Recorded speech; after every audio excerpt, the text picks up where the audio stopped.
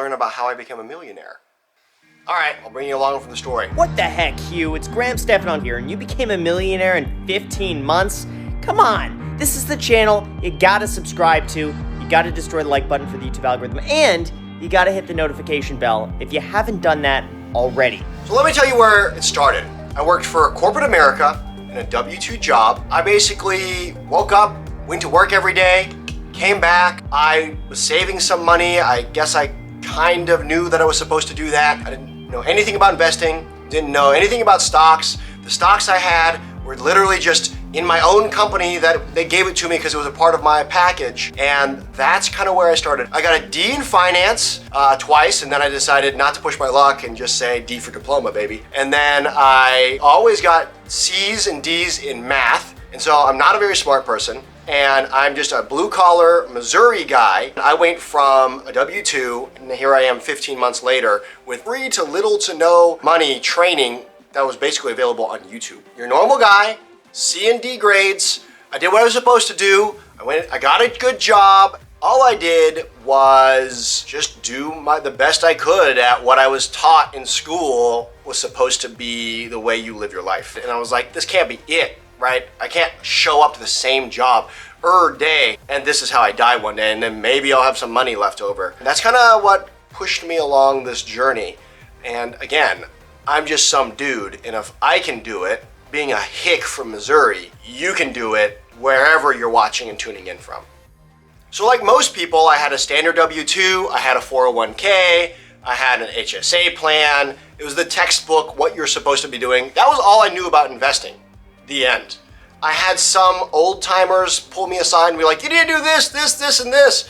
And I went completely over my head and I was like, okay, I'm gonna go back to my office and work on work stuff now. Because I just didn't know. And I was also too embarrassed to admit that I didn't know what they were talking about. Because, you know, graduating from college, you're supposed to know these things. So what opened my eyes? What was my big aha moment? I was just kind of sitting there and I just thought, this can't be it. I'm gonna be like this day in and day out. I became aware that I was drifting and I was like, there's gotta be something better. So I hit the old YouTubes. I settled on the most amazing thing. Solar panels. I was gonna get free electricity with what I had saved up in my stocks and that was everything was gonna be peachy. I was gonna live a life in the woods, off grid, with vegetables and hunting. And that was kind of my start of it. And what I transitioned into was I started bidding solar panel companies against each other. At that time, I had about $180,000 in stocks. Now, don't shut off the camera if you're like, oh, I'll never have that much. But I basically had that in my company. I only saved 50 of it over the entire time I worked, you know, my W-2 from getting out of college. And the process took months because I was meticulous, right? I was gonna be like, oh, what about this? What about that? You know, Jim over here is gonna give me this price, but Bill has these things. So I just kept pitting them against each other. But every time I would talk to them about my work background, which was lean manufacturing. And every time they showed up, I would share with them what I knew. Then one day, the most insane thing happened. The owner of the solar panel company, who kept coming, and I kept trying to teach how to make his business better, said, Hugh, do not buy my solar panels. Invest in real estate and let the houses pay for your electricity. This is a guy who was about to turn down $180,000 that he was gonna pocket, and he told me to invest in real estate instead. And I was like, what? That's how my story began. So what did I do from there? Well, I'm gonna keep this as short and concise as possible, and I'll probably come out with videos in the future about the specifics. But in short, he said, look up one video. It's called BRRRR. It's the BRRRR strategy. Take your $180,000 and go start BRRRRing. Just Google it, just YouTube it. So with my zero experience and zero knowledge, I literally went and looked at this video right here, and I went and started BRRRRing stuff.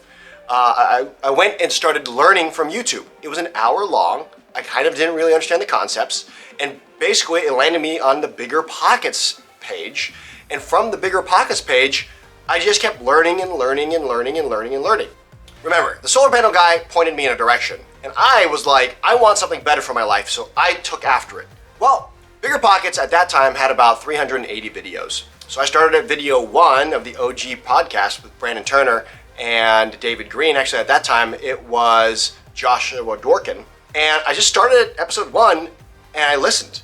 I have severe ADHD and this stuff is pretty dense, but I liked it because they were stories of real people being successful. And it inspired me to be like, well, I can probably do that. Well, because of my learning disability that I basically overcame in college through sheer will and brute force, I had to listen to videos on 2x speed, which is a big tip. My ADHD, 2x speed makes me have to pay attention to what's going on and my brain can't wander.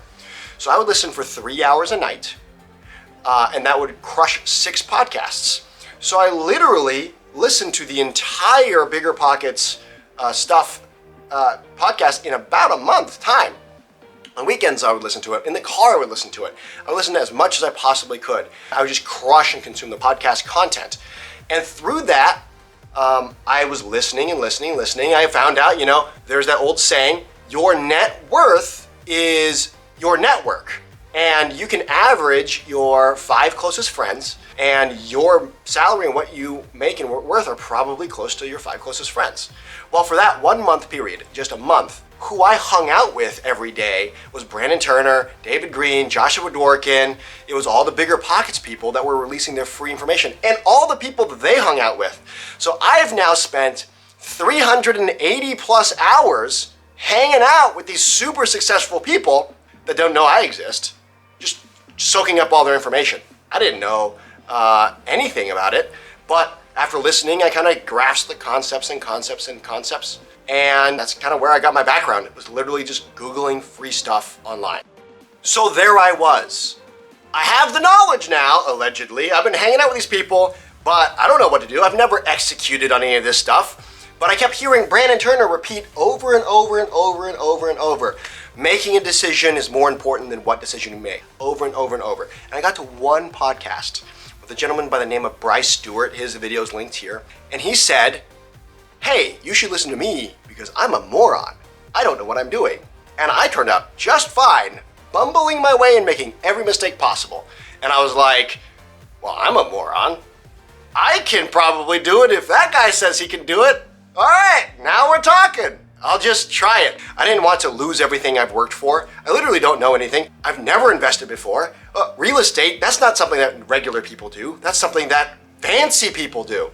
And so I watched that video and I said, okay, I'm gonna start putting offers in. The most important thing was I made a decision that day, that second, that I was gonna be a real estate investor, that I was a real estate investor. And that solidified for me. I said, I don't know what I'm gonna do. I'm gonna jump out of the plane and I'll build a parachute on the way down, but I'm gonna do it. So you wanna start with your core 4, according to David Green, who's wrote these books on the screen here. And you need a property manager, a contractor, a lender, and an agent. One to start with is an agent because they work for you for free basically because the buyer will end up paying for them. So I start going in and finding agents. And there was a guy at my gym that was an agent. So I was like, hey, tell me about this. Well, I lucked out because it turns out that he is an agent that works with investors. Most agents work for forever home buyers, and that's completely different. So not all agents are created equal, but with his help, I said, well, I don't know anything, but this dude's got a lot of experience, and I'm humble enough to know that I don't know anything. So I'm gonna take what I know from the knowledge of the books and the podcast, and I'm gonna start asking him questions based on that, and say, hey, this is the concept I wanna go for, how do I get there? I asked them how. Because I asked them how, it made them try to solve my problem. Not, can I do this? How can I get what I want? So we start looking for BRRRR opportunities.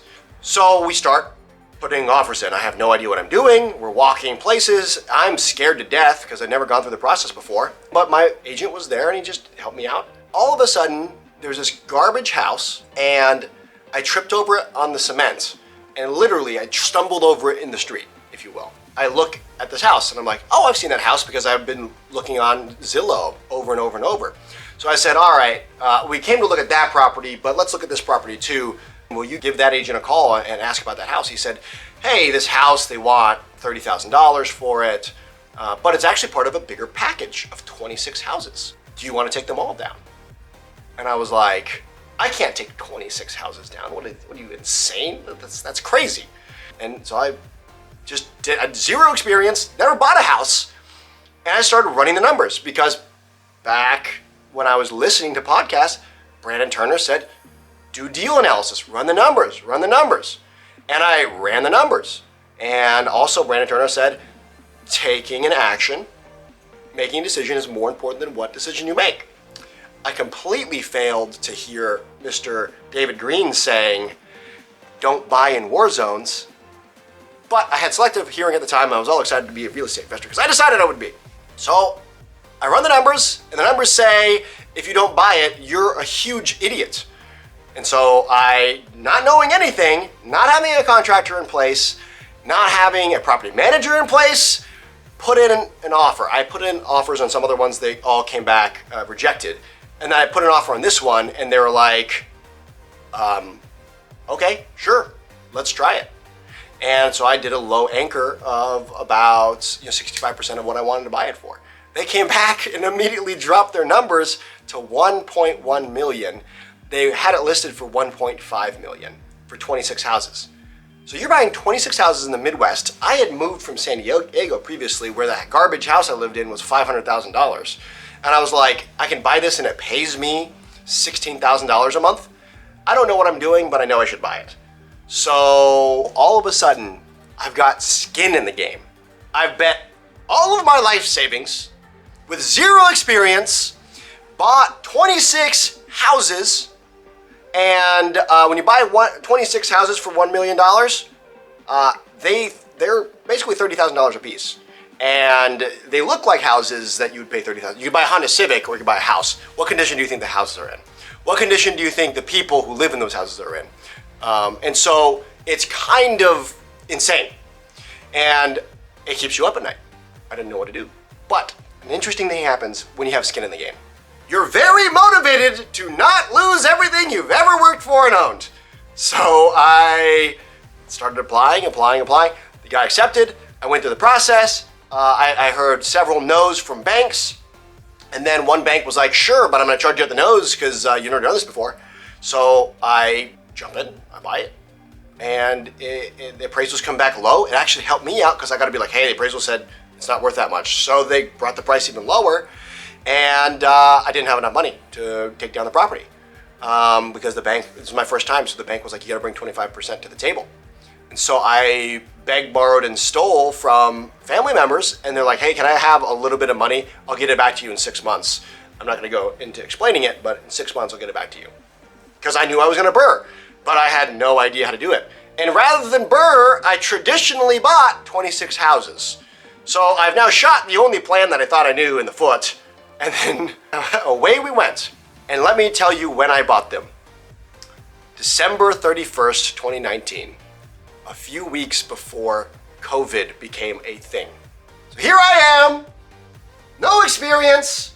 My first house I ever bought, ever, was a portfolio of a bunch of basically crack houses, and then COVID happened. So that was my introduction to real estate. So at this point, I'm all in. It's sink or swim. And I needed to develop my core four because these four members of the team were so critical because they have years of experience and real estate's insane.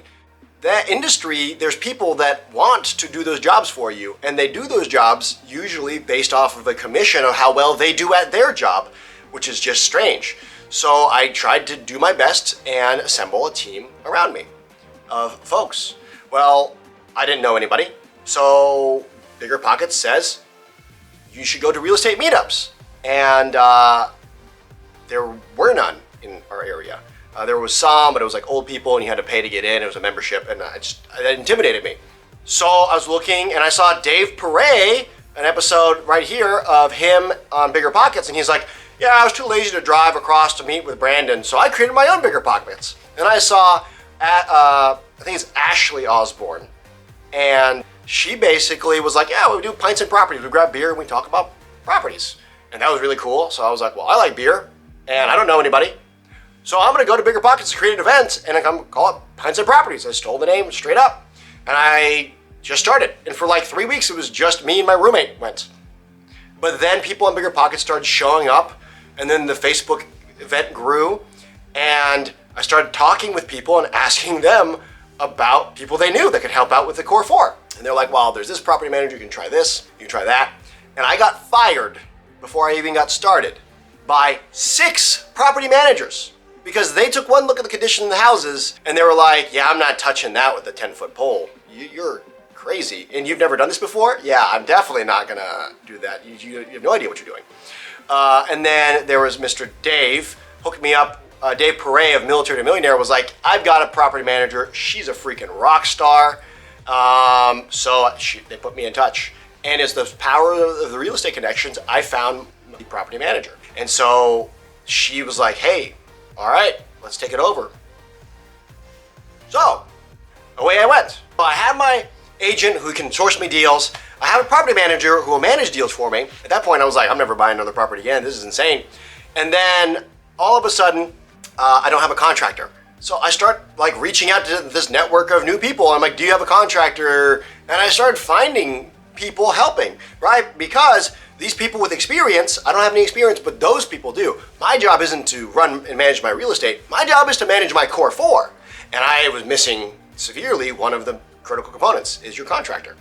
So I found a guy who knew a guy and I started and I stumbled and it was too expensive and it had poor quality. But I learned a lot because that was my first flip, my first renovation. I started learning the things. I decided that I would get LVP and I took the trips directly from Mr.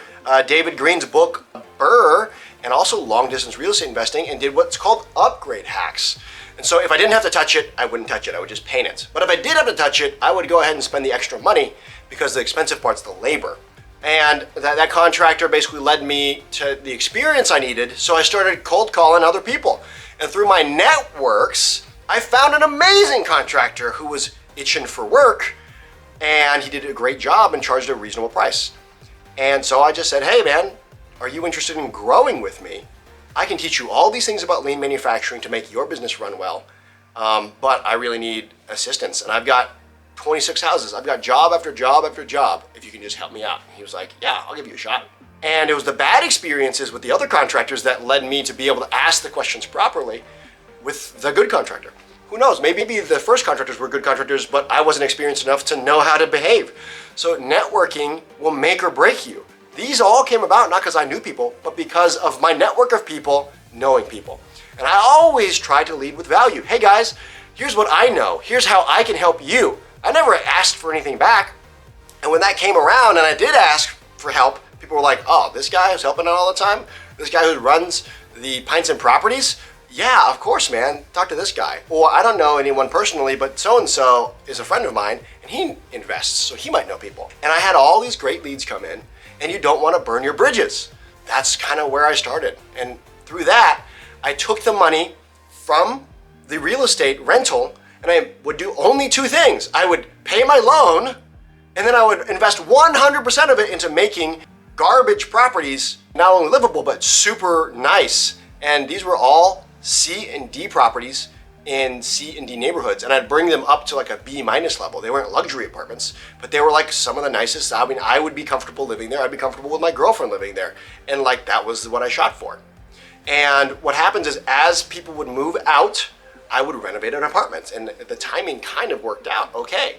But I bought it with 5 vacancies. So I just got to start there. And then as those vacancies were renovated, more people would move out and I'd have the opportunity to do it. So I'm not buying it and forcing people out. And so it was just kind of a perfect timing of things. But I still didn't have enough money because the renovations are expensive. So I was taking money from my W-2 job and whatever I could to like turn around and invest that money and give it to my contractor to renovate these properties. And it was a 10 months of slugging. At the end of 10 months, I had stabilized about 10 of my properties. And when I stabilized 10 of my properties, I had higher rents coming in that then 100% covered me being able to renovate. Again, with no experience. But guess what? I'm still the new guy on the block. I didn't know what I was doing. And the bank that I was working with that gave me a shot with super high rates and bad terms, they at least gave me a shot. But now I had leverage. So I started shopping banks around because I'm running out of money to do renovations and I need to BRRRR, I need to refinance the properties. And keep in mind, this is during COVID. House prices started to skyrocket because the demand started going down. So the value went up of my properties, even though I didn't do anything to most of them. And the ones I did do stuff to, I got a huge pay bump on. So I found another bank, and that's where I got my fourth member of the Core 4. And he basically was like, hey, I'll give you a shot. I was like, yeah, I've got 26 houses. I've done this to them. It's time for me to get my money back out. My bank I'm not too happy with. What do you guys got? Seeming like I had much more experience than I did. Now, I did have a lot of experience by that time because 10 months later, I'm dealing with lots of stabby houses will teach you a lot about real estate. So now I've got a lender, and he's the fourth member of my Core 4. And these people are executioners. They are rock stars. Rock stars know rock stars. And now I've got deals I can find. I've got someone to find deals. I got someone to work on deals. And you will not get anywhere if you don't have the money to buy deals. And the lender just came out of the woodwork, and he has funded every deal I've brought to him since because I refinanced from bank A to bank B. I did a cash out refi, and I pulled out $256,000. I started with $180,000. 10 months later, I now have all of my properties I still own. They're paying for the loan. I have $256,000. I use that to pay my family off, and I still am in the green by like 20 grand with my $180,000 I initially had off. And this is why it doesn't matter if you start off with $10,000 or $20,000 or $100,000 or $2 million. The concept and the system and the process is the same regardless of what position you're starting at. So if you've made it this far in the video, I want you to say, it doesn't matter where you're starting because you can do it over and over and over. In 10 months, I got all of my money back, and then I could go do it again. So I did. That to you might be one house in the very beginning, or it might be instead of 26 houses, or it could be 2 houses in the beginning. And don't worry about it, I'll get into it in future videos. There's a way to invest with little to no money down at all, which is technically more efficient than the way I did it. So here I am, no experience, bumbled into this. I didn't even do the BRRRR strategy properly. I went into it backwards and kind of bought a weird traditional deal. And here I am 10 months later, and I have all of my properties. I'm making about $18,000 a month at that point in time of income coming in. I'm spending near that same amount. So I've increased my profit, and I have $256,000 that I can go and renovate my property some more to increase that value to more, or I can go buy more properties. So now I have all this money, and what did I do? I blew it all on Ferraris and hookers. No, I'm just kidding. Just hookers. No, I'm also kidding. I like fishing a lot. Actually, I don't like fishing at all. But what I did was I went back into it and I decided that I was going to start doing that. Now, when you take 26 war zone properties with 26 war zone roofs and floors and basements and tenants that are on drugs flushing needles down the pipes, you learn a lot of experience. So I probably gained about 3 to 5 years of experience in real estate in that 10 months. Oh, and by the way, I got paid to learn that the entire time I was doing it. Why? Because I decided something, and it was more important than what the decision was. And I'll never do it again. However, if it weren't for all those bumps and bruises and scrapes that I learned along the way, I wouldn't have the experience now. So when I moved into that second lender, and I went into more deals, I knew exactly what to look for. I knew exactly what to avoid. I knew exactly how to add value. I was turning 2 1s into 3 1s and 2 1s into 3 2s because of very basic principles. Throw up a stud wall here and a closet. And I was really accelerating my learning, and suddenly it got easier and easier. And then I started getting into commercial. I had someone approach me, the same agent from before. He said, Hugh, I've got a lead on an apartment complex. Would you like to look at it? It's a multifam. I was like, I don't know anything, but sure, let's try it. The big boys do it. Maybe I'll get there one day. It doesn't hurt to look. So I started running the numbers against the commercial properties, which, by the way, when you run numbers, you should be extremely conservative, which if you follow Brandon Turner stuff, they'll teach you how. I ran the numbers on the commercial property like you would run numbers on residential property, and the numbers came back at insane amounts. So it turned out it wasn't an apartment complex, it was a motel, and it had a gas station and a commercial unit. And it was basically paying $16,000 a month, and they wanted $2.6 million for it. And I'm like, I can't raise $2.6 million. So I went to family and stuff like that, but I ran the numbers, and the numbers were like, heck yeah, you can buy that. $2.6 million, only got to raise 15% of that. But the numbers basically said that. But here's the thing. I looked through the lens of dealing with basically crack houses. I knew and had the experience of how to do value add. And I saw that these assets were underperforming. When you get into commercial real estate, how expensive the property is and how much the property's worth, it's based on the cash flow. And I had just happened to be really good at taking garbage operations and turning them into really good operations. So I looked at the numbers and I said, these rents are incredibly low. Not only are they incredibly low, because they're so low, they attract a lot of headaches. Not only that, this gas station hasn't had its rents increase since 1988.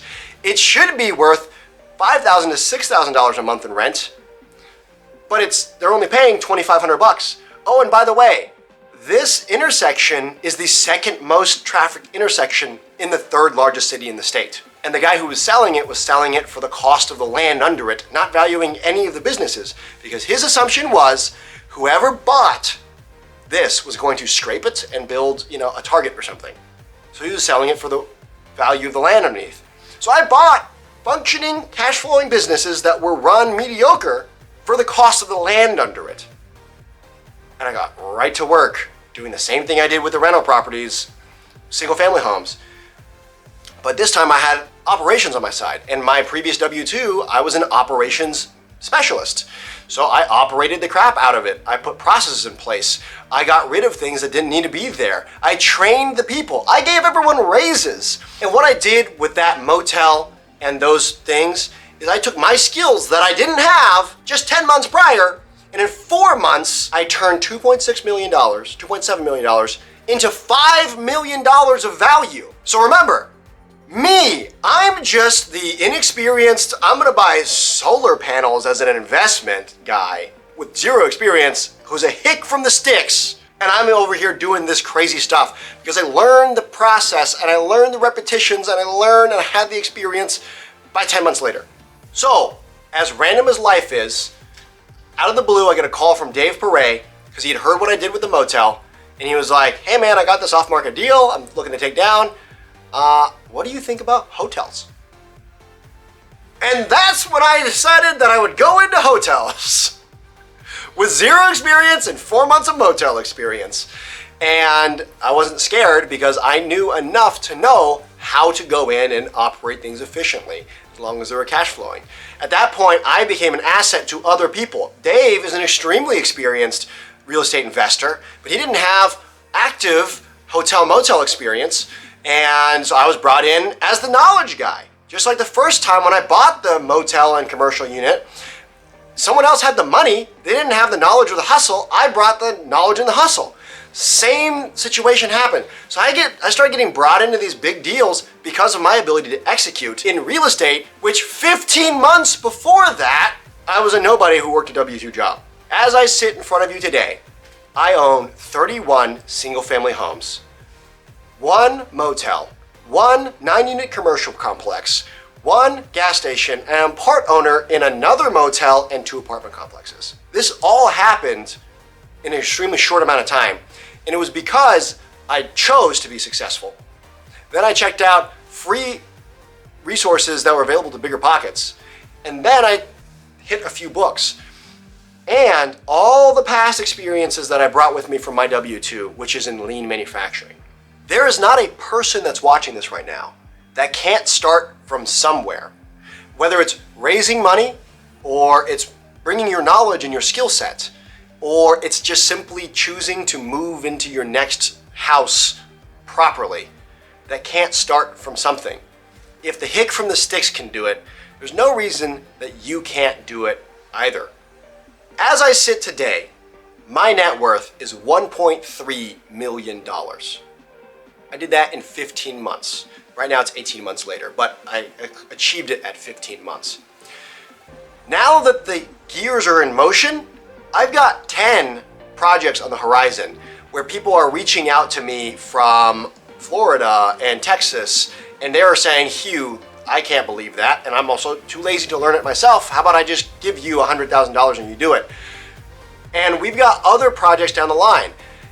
And where we go from here, I have no idea. But what I do know is that it's my background in manufacturing, which is what the bulk of this channel is about, that I applied to real estate on top of just the base knowledge is how I got to where I am today.